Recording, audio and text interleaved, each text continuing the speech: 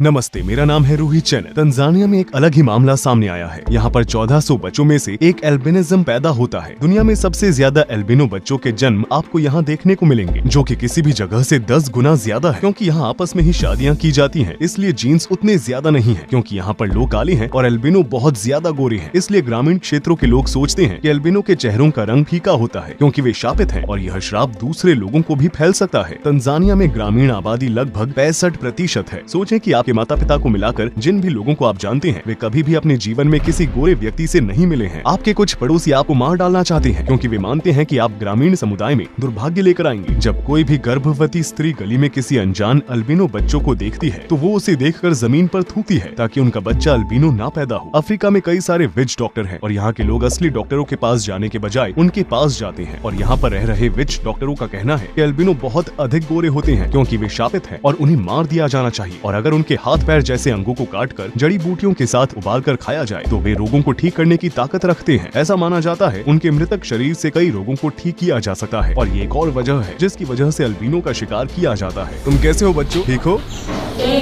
इस क्लास में 6ठी कक्षा तक के बच्चे हैं। जैसा कि आप देख सकते हैं कि वे यहाँ मिक्स्ड क्लास में पढ़ रहे हैं। वो अपनी आंखें इसलिए मूंद रहा है क्योंकि इस समय यहाँ बहुत रोशनी है, और जब वे रोशनी के संपर्क में आते हैं तो इन्हें देखने में दिक्कत होती है। सबसे पहले तो उन्हें सनग्लासेस की जरूरत है। आप उनकी त्वचा पर ये अलग अलग तरह के धब्बे देख सकते हैं। इन धब्बों को ठीक करने के लिए उन्हें किसी विशेष लोशन का इस्तेमाल करना होगा। धूप से बचने के लिए उन्हें टोपी भी पहननी पड़ती है। ये बच्चा सिर्फ 6 साल का है। उनके कपड़े व्यवस्थित नहीं लग रहे हैं। उसे आंखों में स्ट्रैबिस्मस है। जैसा कि टीचर ने हमें बताया कि एल्बिनिज्म 2 तरह के होते हैं। आमतौर पर ज्यादा गोरे लोगों को माना जाता है, लेकिन काले रंग के भी एल्बिनो होते हैं। ये बच्चा जिसने हरे रंग की टोपी पहनी है, वो काले रंग का एल्बिनो है। जैसे कि मैं बात कर रहा हूँ, पीछे जो बच्चा है वो खुद को हमसे छिपाने की कोशिश कर रहा है। वो बहुत शर्मीला है। जैसा कि आप देख सकते हैं कि उसके हाथ पर सफेद धब्बे हैं। दूसरों पर आपने काले धब्बे देखे होंगे, लेकिन इस अल्बिनो लड़के पर सफेद धब्बे होने के साथ साथ उसे दिखाई देने में भी दिक्कत होती है। आप देख सकते हैं उसके चेहरे पर तरह तरह के त्वचा रोग हैं। यहाँ मौजूद टीचर ने हमें बताया कि काले अल्बिनोज को समस्या ज्यादा गंभीर होती है और उनका मामला दूसरों की तुलना में ज्यादा कठिन होता है। They have no longer life because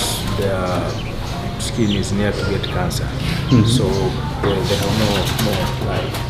मुझे नहीं पता कि इस बात में कितनी सच्चाई है, लेकिन मुझे लगता है कि उनके हेल्थ सिस्टम की वजह से उनकी सोच ऐसी है। उनमें से ज्यादातर की आंखों का कलर हेजल है। लगभग सभी अल्बिनो को देखने में परेशानी होती है और वे सिर्फ 10 से 20% के बीच ही देख पाते हैं। इन सब बातों के अलावा क्योंकि उनकी आंखें लाइट सेंसिटिव हैं, इसलिए वे निस्टागेमिस से जूझते हैं, जिसे डांसिंग आईज भी कहा जाता है। वो बड़े होकर क्या बनना चाहता है?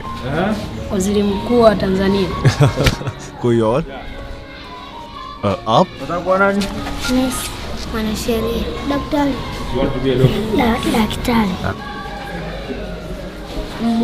Mbunge. Nataka kuwa mwanajeshi. आपका क्या सपना है? Naomba msaada wa magodoro na mashuka। Mwanasheria. You want to be a lawyer. वो वकील क्यों बनना चाहता है? Wewe unataka kuwa mwanasheria? बदकिस्मती से हमें बताया गया कि इस छात्र के पास, जिसने हमें बताया कि वो बड़े होकर एक वकील बनना चाहता है, उसके पास जिंदगी के केवल कुछ ही साल बचे हैं। उसे इसके बारे में कुछ नहीं पता। दुनिया के अलग अलग देशों में बच्चों का जीवन इन बच्चों के जीवन से बहुत अलग है। हमारे बच्चों को आईफोन या आईपैड चाहिए, लेकिन ये बच्चे सिर्फ एक बिस्तर चाहते हैं जिस पर वे सो सके। It's better for us. Washing machine. यहाँ बच्चे पत्थर से बनी हुई बेंचों पर बैठते हैं। टोपी, चश्मे उनके सामान्य रूप से जीवन जीने के लिए जरूरी है। अब हम बच्चों को उनकी परीक्षा में भेजेंगे। हमसे जुड़ने के लिए उन सभी का धन्यवाद। Asante.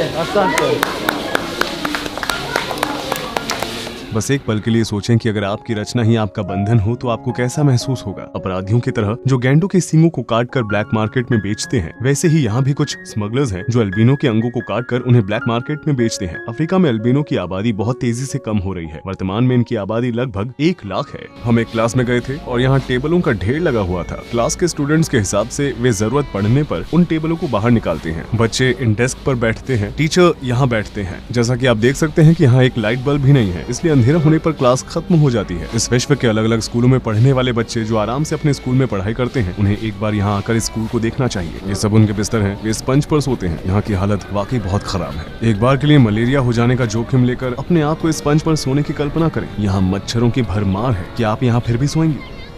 मुझे तो लगता है कोई उस पर बैठना भी नहीं चाहेगा। ये लड़का रास्ता ढूंढने की कोशिश कर रहा है, वो देख नहीं सकता। वो लड़का भी अंधा है। लड़की उसकी मदद कर रही है। आइए अब क्लास की ओर चलें।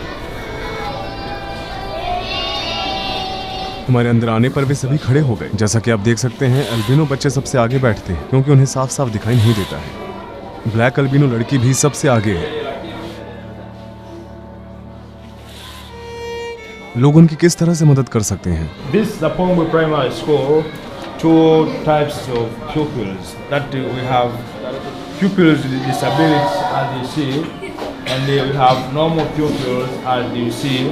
Here in this school, as you see, in our class is too old. If we have someone who can share with us to make innovation, to make aid assistance to our schools, we welcome them. Thank you. बहुत बहुत धन्यवाद। अलविदा।